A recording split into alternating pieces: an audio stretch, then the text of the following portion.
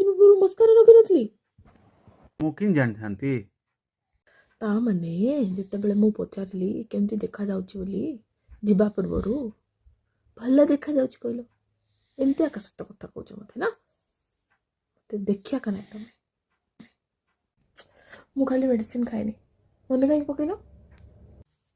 ଆରେ ତମେ ନ ଖାଇଲେ ମୁଁ କେମିତି ଜାଣିବି? ତମେ ଜାଣିଛ ମୁଁ ଭୁଲିଯାଏ, ଟିକେ ମନେ ପକେଇଥିଲେ ହିଁ ନଥାନ୍ତା। ସବୁବେଳେ ତମର ଭୁଲ। ହଁ ମୋର ଆକା ଭୁଲ ଅଫକୋର୍ସ। କାଲି ଯେତେବେଳେ ମୁଁ ଖାଉଥିଲି କାହିଁକି ମନା କଲନି ମୋତେ ଖାଇବା ପାଇଁ? ମୁଁ ପୁରା ଇଣ୍ଟରମିଡ଼ିଏଟ୍ ଫାଷ୍ଟିଂରେ ଅଛି। ମନା ତ କରୁଥିଲି ନା ଖାଉନି ବୋଲିକିରି। ପ୍ଲେଟ୍ଟା କାଢ଼ିକି ନେଇ ଯାଇଥିଲେ କ'ଣ ହେଇଥାନ୍ତା? ସାମ୍ନାରେ ହିଁ ରଖିଥିଲ। କି ବାତରେ ମୋର ଆକା ସବୁ ଭୁଲ କି?